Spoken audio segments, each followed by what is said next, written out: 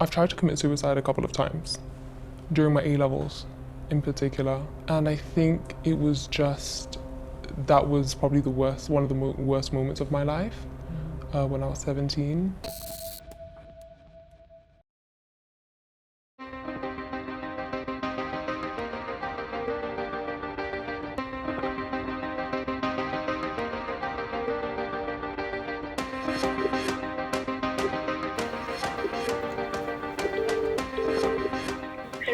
Hello? Hi, okay, I dah dengar podcast yang you hantar tu. Bila you kata kita boleh jumpa dengan orang yang berhadapan dengan kemurungan yang ada suicidal thoughts tu?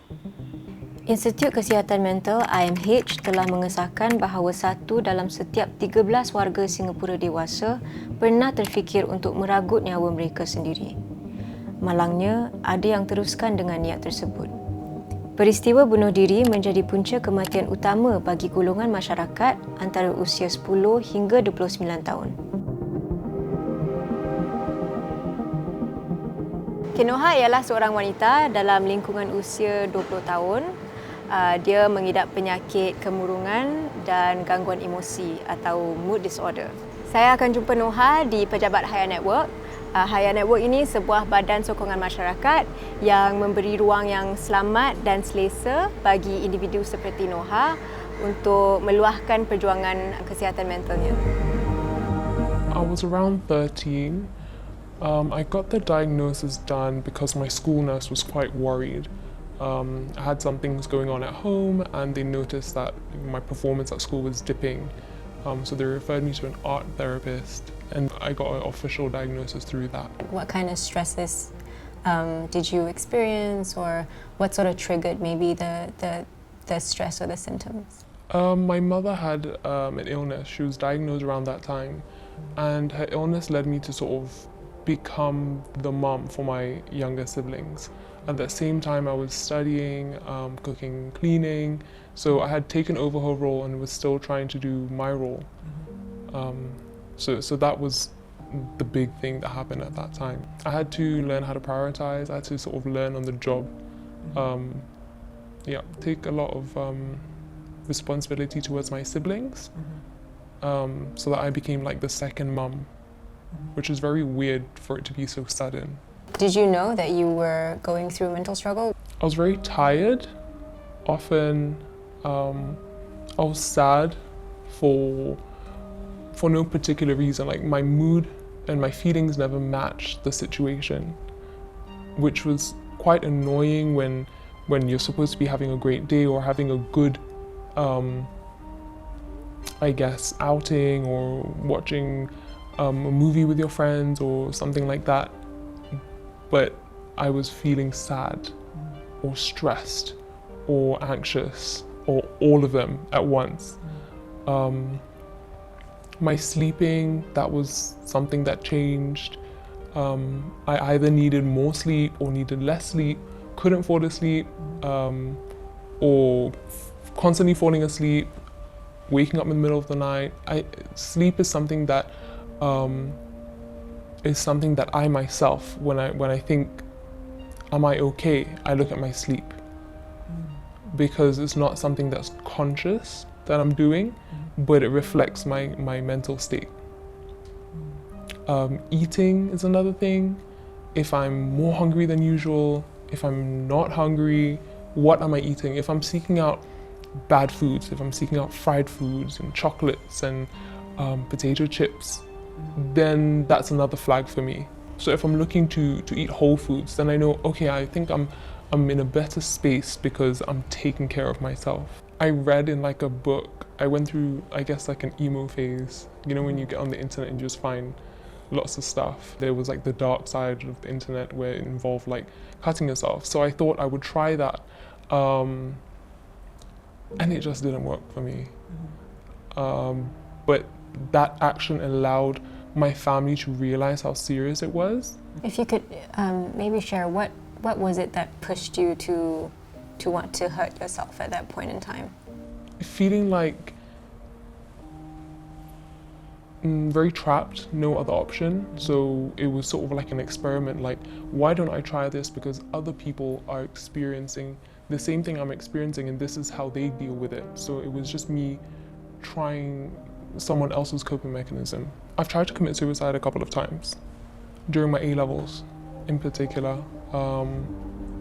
And I think it was just, that was probably one of the worst moments of my life when I was 17. I guess I was tired because now I'm like 17 and I've not wasted, but sort of didn't have a childhood, didn't have my teen years, doing my A-levels. Everyone else has these big hopes and dreams and I felt very much in the same place as I was.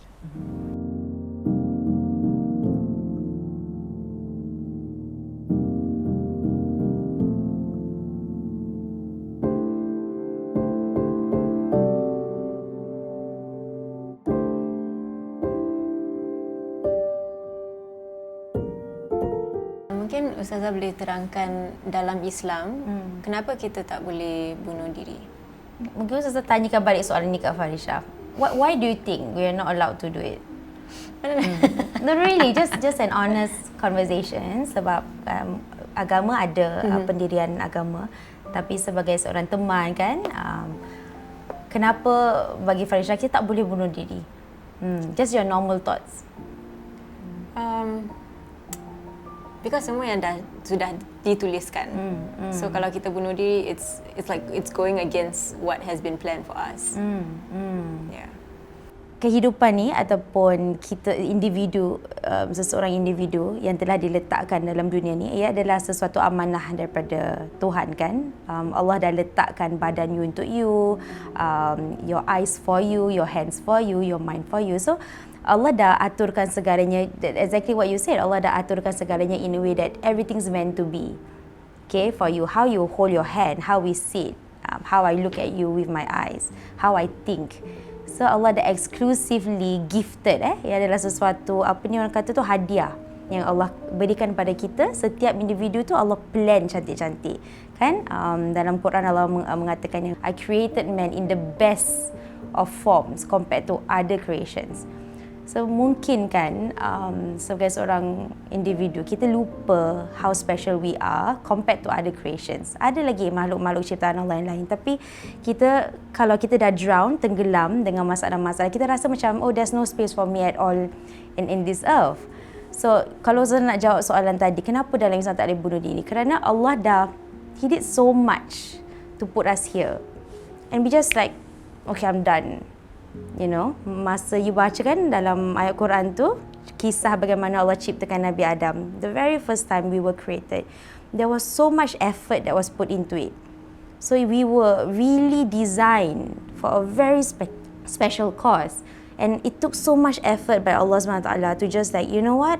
I want them to live. I want Nabi Adam to live. I want my people to live. I want my servants to live. So if we belajar dengan cara mendalam, kenapa Allah ciptakan kita from the very beginning, we would fall in love with living over and over again.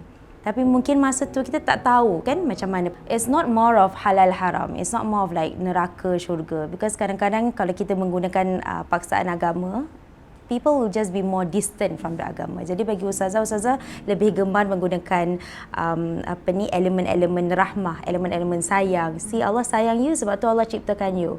Banyak lagi. Kenapa Allah pilih you? Kenapa nak mak you pilih nama you macam tu? Kenapa Allah pilihkan mata you macam tu?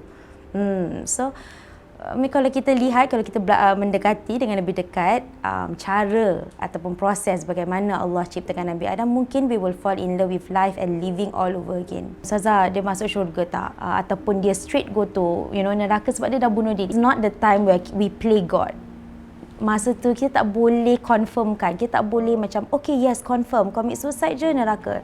That's not our place. Itu bukan our role, our responsibility. We have no right, tak ada hak apapun untuk menghukum sama ada mereka tu masuk ke syurga ataupun masuk neraka. Malah it's very important for us to affirm the family or the friends to say that insyaAllah Allah's mercy is far greater beyond anything. Was there ever a point where you actively asked for help? When they had asked me, do you want to do this? Do you want to participate in this group therapy or this art therapy or anything that they were offering me, I was very willing because I wanted to not be in that situation and try anything and everything. I want to say internet, but I want to say no to the internet as well. If you Google anything, you're going to get the worst case scenario or something horrible, so that could make the situation worse. Books as well, I've tried books, but then it's very difficult to just read a book and go 10 steps to live a happier life, because it's not tailored for you. I think seeing someone is probably for me the best, because it's something that is specifically for me, because we're all different, and it's not one size fits all. I find compartmentalizing very helpful. You may be feeling a lot of emotions at once, and I don't think it's possible to experience everything at once, especially if it's negative, all the time, every day, in every circumstance. I mean, I can only speak from my own experience. What I do every day is, what is my situation right now? That is how I'm going to feel. If I'm feeling very sad and I have to go to work, I put it into a box and I deal with it in a different way. I either deal with it after work hours, because that's just reality, or I make sure that I'm taking extra care of myself, and that looks different for everyone. So for me, I like to buy myself really nice food, or buy myself something that is a little bit more expensive, then I feel like I'm treating myself, or just pampering, like a massage or a spa or something. That sort of takes care of, I guess, the negative box of emotions. But if I have the time and I have the space, then I let myself feel how I'm feeling. So if I'm feeling grief, if I'm feeling anxiety, I give myself the space to feel that way, because I've learned that if you don't feel it, if you also just push it into a box and never open that box, it's very unhealthy, because it will just fill up after some time, and you might have a panic attack or get really angry with someone in your everyday life that doesn't deserve it. So during this period, did you ever encounter anyone, saying anything offensive, or did anyone ever invalidate your mental state? All the time. Although a lot of people, we've come a very long way in, I guess, reducing the stigma internationally for mental health. Sometimes the way that people with mental health are portrayed on the internet or in movies and TV shows is, I think, quite dangerous to both people with and without mental health. People with mental health may feel like they're not worthy of getting help because they're not that extreme, or they invalidate themselves because they think, I'm not like that, so therefore I don't have this. Or people without mental health think, oh, that's what it looks like, and therefore judge people with mental health. Could you maybe talk about the triggers that you might experience? Things that I've seen in movies and TV shows, when there's a trigger warning, I read it, but I feel like I just don't turn it off. But there has been some instances where what's being shown is an experience that I have experienced in my life, and was something that was very either dark or upsetting. It's helpful having the trigger warning, but at the same time, I doubt many people are just going to turn off their TVs. So in that time, you're sort of reliving your experience. Because it reminds you, or it brings back memories that you didn't know existed. I think people can be quite insensitive, or say whatever they want to say, which they might not realize hurt your feelings.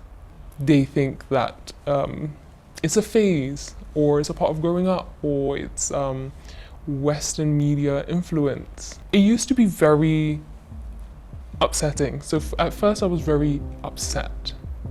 It made me feel very ashamed, and made me disbelieve the things that I was feeling. And then it turned into anger. like, why don't you understand me, or why don't you believe me? And then it just turned into acceptance of this person just isn't aware. This person doesn't have the resources given to them for them to understand mental illness or the importance of mental health. I think what a lot of people forget is that there is a difference between mental health and mental illness.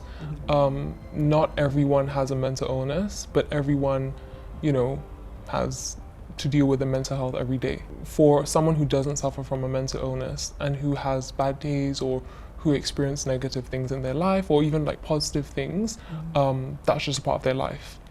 But for someone with a mental illness, they have to deal with the mental health on top of that. So they have that illness, that additional layer of, difficulty. Because if you say, how can I improve my mental health? You can say things like exercise or read a good book or go to the beach.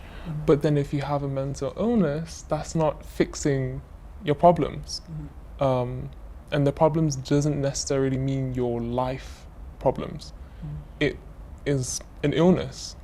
You wouldn't tell someone with a physical illness to go to the beach, so going to the beach may cheer you up, but it's not actually fixing anything or curing you. For you, when you were diagnosed with a mental illness, what was the treatment that you went through? Did you take any medications? So my practitioner very much did not want me to just take a pill, because they don't believe, and I don't believe, that you can just take a pill and everything is going to be fine. That's not how anything works. So it was sort of a mixture of talk therapy. When you can't change circumstances in your life and you can't change the makeup of your brain, you've got to try everything else. So exercise, cooking, eating better, taking supplements. Like, there are so many things out there that people can try, which I think they should do before turning to medication. Not saying that medication is not what you should do, because I after many years I did go on medication, and that was probably the best thing for me. I do not regret it one bit.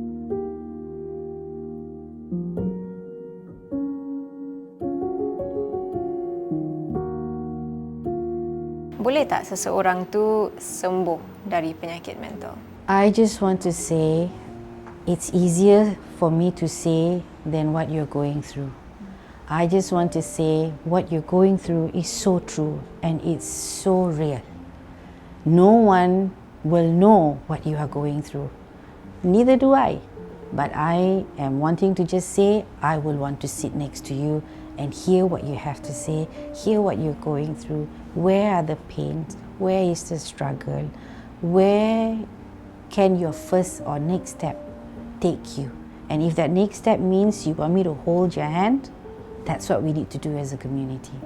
Saya nak jawab soalan tu by saying this lah. Setiap insan, setiap individu punya kemahiran dan kebolehan untuk mempelajari how to cope with things. So that question that you asked me is basically telling me that people can change. Perubahan dan kata orang tu sembuh, nak cari kesembuhan requires you and I to learn how to deal with it.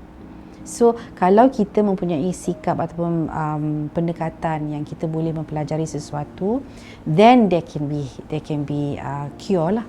So take for example Nuha contohnya. When she came, firstly she is not even able to sleep, tak boleh nak keluar bekerja, a lot of things, and family interaction is just very bad contohnya.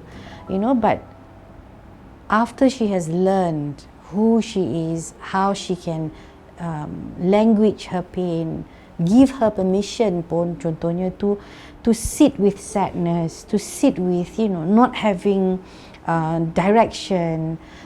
These allowed her to learn that she can have a different side of Nuha. So Nuha started off with needing medication all the time. I don't know, maybe it's 4 years now. 4 years down the road, she don't need any more medication. She is gainfully employed. She is able to, ada perbincangan dengan keluarga. Tak bererti tak ada pergaduhan ataupun pertelingkahan dalam keluarga. Ada. Tekanan yang dilalui, now she's able to see it, name it, label it, learn to disassociate herself. You sort of went through this in school and then also in, throughout you building your career. How was that? Work, not so much. I think they're very different because in schools, people who are teachers tend to be a lot more compassionate and understanding, in comparison to the working world. So in the working world, there's no leniency. There's no gray area, I guess.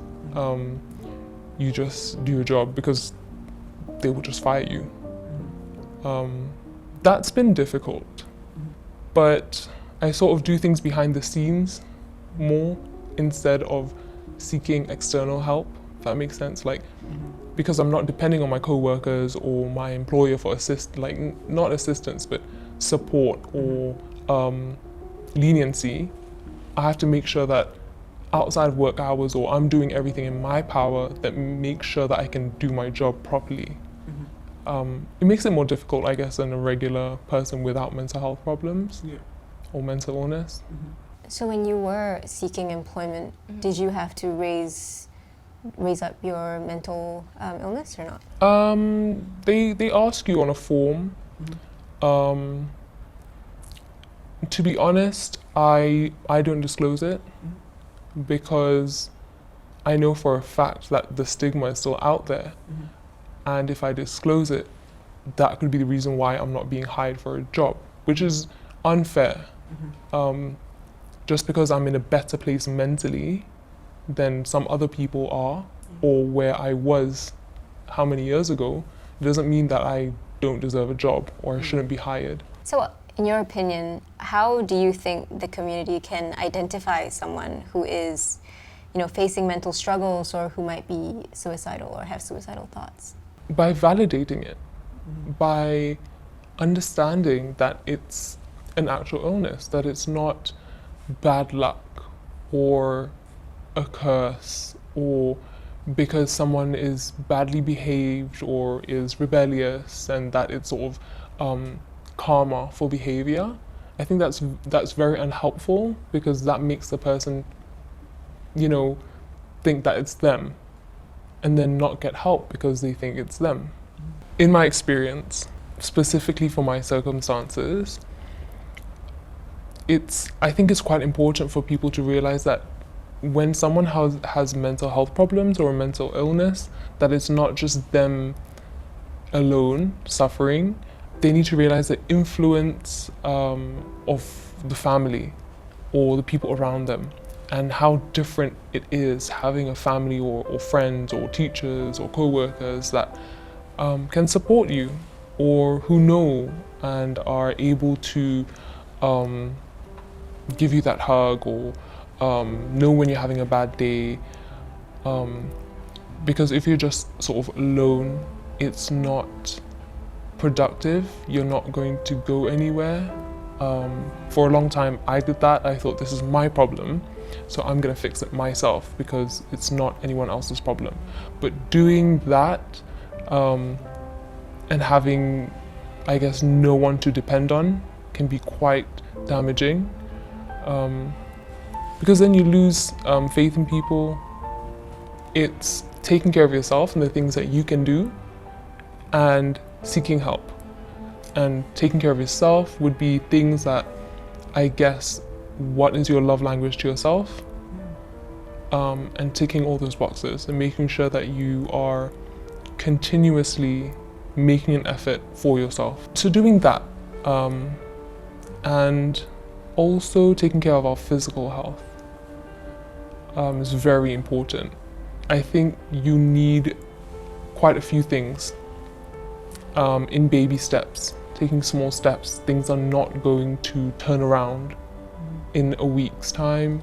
If you can't solve the issue in your life, which is most people's situation, I think you should look at the way that you cope with dealing with the external influences.